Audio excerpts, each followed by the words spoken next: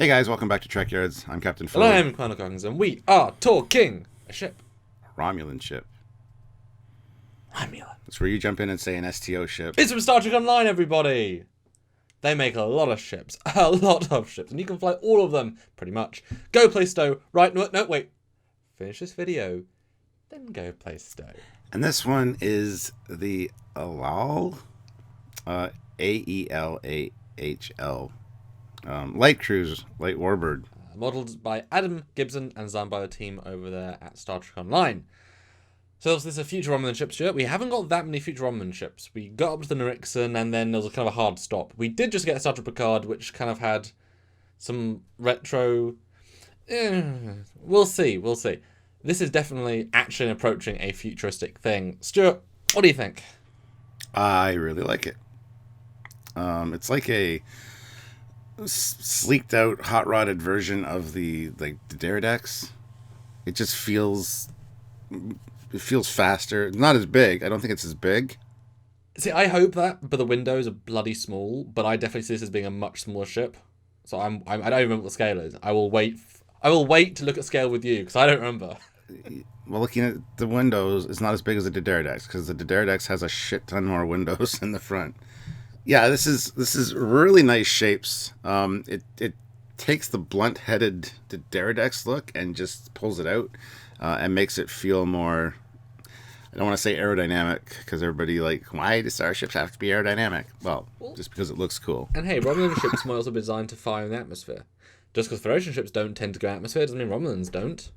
Maybe they like bombing planets. And depending on the size, absolutely, yeah. No, it's a cool looking ship. It carries over a lot of the aesthetics from the Trekyards with the double hull and stuff. And just some really cool... I like the weapons pods or whatever those are mounted there. That's really neat. Yes, red equals boom boom. Yeah. This is... I love that you mentioned the head module because it's got the sharpness of the Nerixion, which went extremely sharp and aggressive. But it's put it all the way back. It takes that sharp point, but given it the smooth hull of the Trekyards. It's a very beautiful hybrid, and I think it almost feels more like a beak of an animal than either of those two ships did. It has that both feel. And yeah, the double hull works so well here, and I can already tell from it that they connect in different parts, and we'll see that later on. I love that as an idea. And it's just a really simple, non-reinvented the wheel, but it's clearly it's as if the Nerixion designer, which is the Valdor from Nemesis, said, hey, let's make a smaller ship. But that double hull that everyone liked for a long time, let's put that back in service. And they're like, okay, yes, sir. Simple. But so we both thought maybe half size of Trekyards. I don't remember. Let's see. Top view, side view.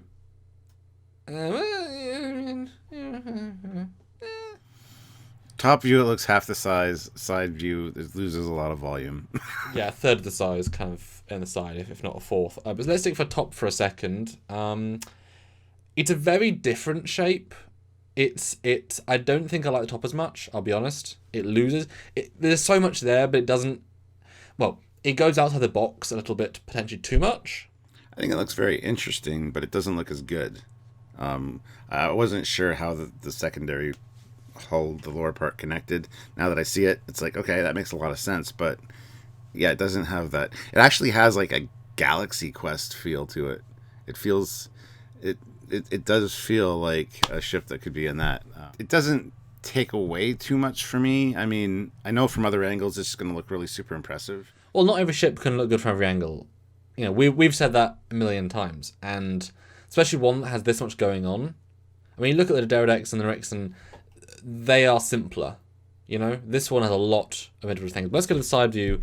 I mean, I'm not the biggest fan of the Nerixion side view anyway, and this takes some... You can tell it takes some references from that. You can definitely see the beak, some of the engine places, the lower spine thing, but the side view doesn't look good, in my opinion. It loses its gravitas, it loses its punch, it loses its presence from the side. It just kind of is like... And that negative hull space just feels out of place when it's really shown to be that dramatic. Yeah, it's a weird creature from the side, for sure. Although, that being said, compared to the Sovereign, it's pretty impressive as far as size goes. I mean, yeah, if this was in Picard, if this was whatever, I mean, this is a big next step, and definitely bigger than we thought. But I mean, nothing's ever as big as the Pterodex. It's massive, and the Nixon's not as big as it could have been. But the next view is the front, and it hides the fact that the two hot wings, I guess, on separate levels. It looks far more conventional and almost too flat. But I do like. You can tell it would look nice if it was both, a Pterodex but shrunk and in the same plane.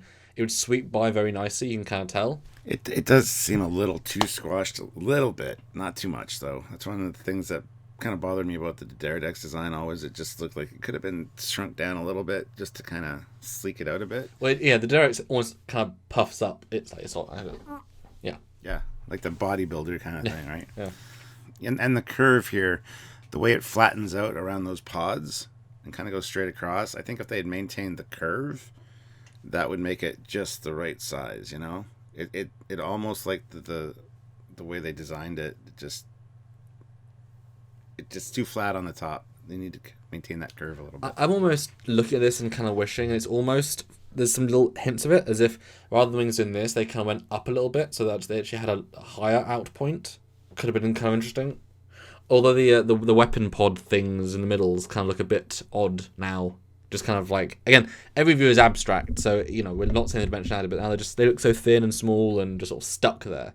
Yeah, I think what would have helped them, honestly, is to put two more on the bottom, but closer into the hull to kind of offset each other. There's something missing down there, and I think that would definitely... Or integrate the pods more. Have them kind of come down and be like... Yeah, or just instead of just plopped on, or just one on the bottom, like you say, just have that kind of dual. The next view is the back view, and this changes it a lot. And you suddenly see all the Greebly function tech is at the back, which is nice. And I guess those are aft torpedoes. Wow, my voice there. But the back pods, I mean, the front go out to the front is so big and chunky with 3 red dots, and the back is so small and 2. It's a weird way of doing that. Are they torpedoes? Are they disruptors? Maybe they're disruptors. Maybe. I don't know what they are. They're weapons things. It almost looks like it has a refit arrow deflector on the back, but I don't know what that's supposed to be. Unless it's an impulse engine. I don't know, actually. That's a good question.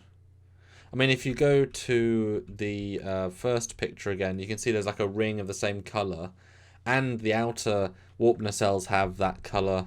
So I'm guessing all those colour represent the warp system. And if you go to the next picture, which is the side, you can see right at the back left that that engine's right at the back. It's hard to tell dimensionality, but it's right at the back. So yeah, I'm guessing that's, visible warp. Well, again, that bottom connector just doesn't work for me. Or it would work if the wings went down maybe 30% more to kind of balance out. Yeah, no, I agree with that. It does feel very Enterprise era, like John used with the Klingon ships and all those supports on the outside. But now I've said that, I wish the top pod had been stretched up more too. Just a little bit of extra side stuff, I don't think the Nixon looks very good with its weird wingspan anyway, so I'm not a fan of that one. But I think the Pterodex does balance that well. See a few escape pods there on the bottom spine too, and on the back. When you went or at the back view, you can see some in the inner, lined up on the inner part. Next view is the top, though. Again, you get more of the escape pods along the spine. It's weird. This is a weird ship because I like it, and then I see this view and I'm like, I still kind of like it, but not really as much. This view, though, when seeing in, because now we're no longer in context. It's just a abstract shot in more high resolution. This looks nice to me. Now you see the details. Now you see the colours pop more when you're not comparing it to the other ships. It feels more interesting, and although it feels even more dimensional. You look at those back escape pods. Just in front of those, there's this other line, which feels as if it's another split, as if there's 3 levels of some extent, and that would have been really cool. And I'm picturing all these cool extra things, and how you've got these right next to the warp pods. If you go back into the hull a bit, you've got that slice of slightly more brown, slightly more grey, black. That again, I see another level. So I'm seeing it's a very, very 3D ship. It's not that 3D. Yeah, those lower parts are missing pods, though. I think if you put another pod on each side there, closer to the main body, I think that would kind of tie it together a little bit more. But now in this view, we can see those pods are very, very long, longer than we possibly could have thought. I mean, they go the entire width of the ship. Well, half. I mean, so you wouldn't be able to have the same pods. Clearly, the function wouldn't allow that. So I don't know what you'd put there. And they're obviously very thin wings. Let's look at the bottom, because the bottom view, again, more escape pods, and I love the placement of them, staggered throughout. But there, you can see the length of those pods. They look very much like phasers or phaser rifles. I'm sorry, but even the detail looks like the buttons. I do like the ring around the back there in the middle. Yeah, I like how all the functional stuff is hidden by the top of the ship. And there's even a little warp core hatch or something right in the middle. This is cool. It's a weird. They took the idea of let's make everything curved and kind of wing-like. I mean, you've got these multiple layers at the back of the plating that comes out just a bit, as if there's graceful feathers, and it does work. It's interesting. I can imagine sketching this being like, oh, just add this. Add that. Oh, that looks good. I mean, the next shot is very impressive. The 3/4 view of this thing is very nice. I haven't seen one of these in game, but I think I would really like to, because I'm sure, doing a 360 around it with the camera would be really impressive. But I think I like, this view hides a lot of its. It feels so dimensional, and you don't get a sense of scale really, and I think motion. We're gonna need to see it in motion. We're gonna need to see it in gameplay. We're gonna need to see, because I have a feeling I think from the back 3/4 it won't look as good. I think because you've got that first hull, the first wing at camera and second hull away from camera, that gives it a certain strong forward-feeling momentum. If you go to the back, I don't think it's going to have that. No, I agree. I totally agree. And yeah, scaling is difficult with this, because you got the bigger round windows and you got much smaller ones, and it's just like, that's the problem with Star Trek Online ships, unfortunately. I don't know. I like the greebly textures on the side of the nacelles, though. They add a nice feel to it. No, I think the texturing is really good here. I think they did a really good job with the panel lines. Because it's very much more like a more classic TNG style. They're not overdoing it. It's keeping the simplicity, I think, more than going full on. I think that works here. It feels more like a natural evolution, because they haven't tried to reinvent the wheel in terms of the detail feel. As we know, often sometimes you can get really, really intense with details, and you're like, well, that's not. But yeah, I like it. Well done, you guys. And there you go, guys. A Romulan ship from those crafty people in the Star Trek universe. And go play Star Trek Online if you want to. And if you want to support us and enjoy our content that we produce on ships and stations and shuttles and everything in between, then you can support us on. You can support us on Patreon if you'd like to. A monthly donation service, mega important. Any amount between 1 and 1 million is appreciated. Or you can join the channel. It's a new thing on YouTube, which is basically just the YouTube Patreon. Also mega useful. And when you join our lives, which we do every single week, you can, we know who you are, and you can have custom emojis and custom things to talk to us.